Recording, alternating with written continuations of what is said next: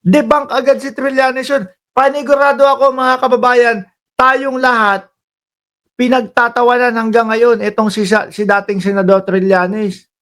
Oh, ganun kadali nilang mapahiya itong tao na ito. Ganon din o dyan sa bank accounts na yan. No? O, sinasabi ni Trillanes, o sige, pabuksan natin yung bank accounts, makita yung statement, makita yung labas-pasok na pera. O eto, 15,000, pinakamalaking pumasok na pera, 1,000,000, pinakamalaking perang pumasok. O, wala yung sinasabi ni Trillanes na malalaki at galing sa illegal. Pahiya yan. Baka hanggang ngayon ho, mga kababayan, buong-buo pa din po ang suporta ng Pilipino sa mga Duterte. Kaso halataan po sila, mga boss. Di ba? Halata ho sila eh. Sabi ng kaibigan natin na si Sir Archie Beroya, umaapaw ang pera galing illegal protection. Halata sila, mga kababayan, na sa simpleng pakita yung tato, yan, triad ba yan? Bulati yan eh. Sa simpleng ganon, at sa simpleng, eto, bank statement namin, may nakikita ba kayo dyan na pumasok na galing kay Sami Uy? May nakikita ba kayong pumasok dyan na bilyon-bilyon o napakalalaking halaga? Wala. Wala na agad. No? Pahiya na agad si Trillanes. Ganong kadali, pero hindi ho nila ginagawa.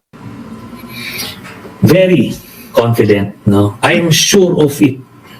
Kaya nga ito, nakita mo, since 2016 ko pa ito nilalabas, ano ang reaction nila Digong dito? Wala. Gibain ako. Hindi yung i-address yung issue. Yun yung lagi kong sinasabi sa inyo, mga kababayan. Pag kayo may problema, 1 + 1 = 2. Yan po ang sabi ni Fernando Ramos, no, na aking tiyuhin na nandyan sa Malabon. Shout out sa iyo. Alam ko manonood ka. Simula bata pa lang po ako, naririnig ko na kay Fernando Ramos yan. 1 + 1 = 2. No, ibig sabihin noon, kung ang tanong sa iyo 1 + 1, ang isagot mo yung mismong sagot. No, hindi yung kung saan-saan ka pupunta, hindi yung kung saan-saan ka mag-aalibay. Walang maitutulong 'yon. Rektahang sagot, kung ano ang tanong, siyang sagot. Mga kababayan, wag tayong magpasikot-sikot dito. No? Hindi solusyon ang paggiba kay Trillanes. Hindi solusyon ang pagpapapatay kay Trillanes. Ang solusyon dyan, ipakita ninyo yung bank accounts.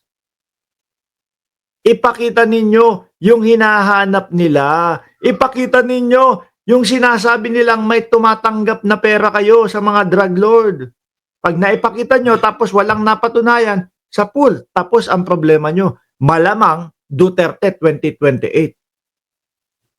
Di ba? Kaso wala ho tayong nakikitang ganun. Hindi ho natin sila nararamdaman na sinasagot po yung mismong problema. Lagi nilang, ina-unleash niya yung mga troll farm nila to attack me personally. Tumawiin yung amnesty ko, papatay ako, lahat ginagawa niya. But, he never addressed this. Di ba, hindi siya pumirma ng waiver. Noong ko pa pinapapirma to, 2016 pa lang. Halatang may itinatago.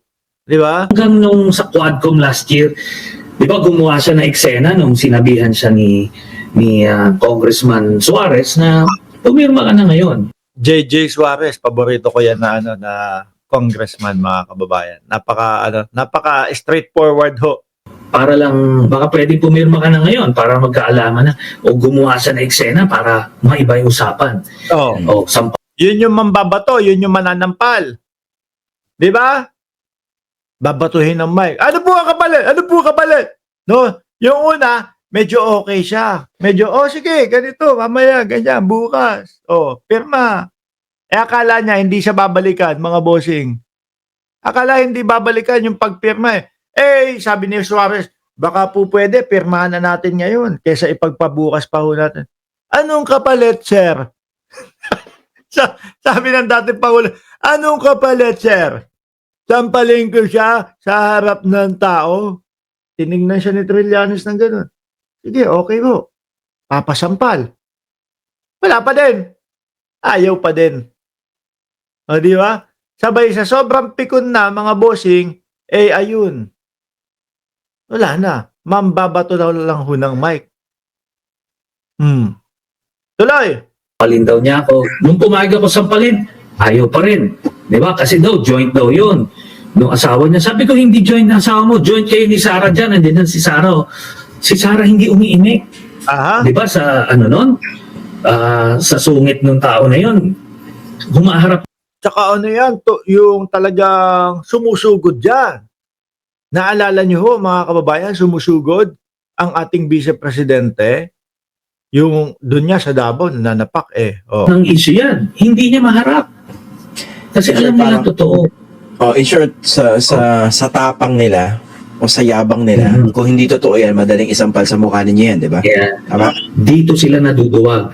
Nilabas ko rin yan na nagka-hearing sa Senate kay Man Scarpio at kay Pulong Duterte.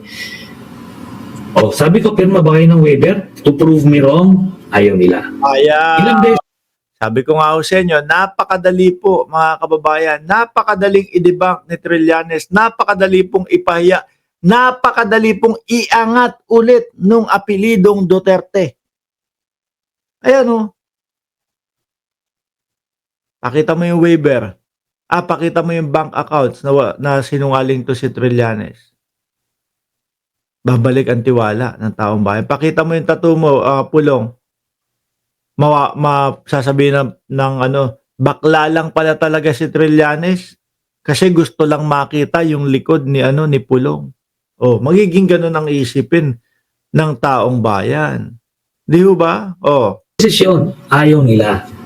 Kaya nga, ito, ginagawa yan nila Bato, nila kung sino-sino mga pro-Duterte senators para mapigilan itong issue na ito. Okay, ngayon, ito yung sinasabi ko. Kaya siguro ganyan din ho sila sa Senado. Ano mga bossing? Kaya ganyan ho din sila sa Senado. Baka magkapalabasan. Baka magkapalabasan kasi nung bank accounts doon sa impeachment. Mayayari tayo niyan. No, ang tagal-tagal inilaban nung tatay ko na wag mabuksan itong bank accounts na ito tapos sa impeachment. Dahil kay Sarah napabuksan. Mayayari. Lahat damay-damay na. Di ba? Kaya yung mga alagad ni Digong, yung mga nandiyan sa Senado, todo ho ang pag-dismiss, sisigaw si Bato, this impeachment shall dismiss! Ano sabi ni Barabi Padilla? Allahu Akbar! Nagulat ako no? Sabi ni Batorni, this impeachment shall dismiss! Allahu Akbar! Utragis na yan. Kala ko may kung ano yung sinigaw ni Binoy. kung ano trip ni Binoy. Yan mga kababayan. Bigla-bigla na lang sumisigaw. Minsan kakain. Tapos biglang mapapasigaw. Allahu Akbar! Nang tinapa. Anyway mga bossing. Baka magalit sa iyo yung mga kapwa mo Muslim. No, ginagamit mo kung saan-saan yung banal na mga salita nila. Game.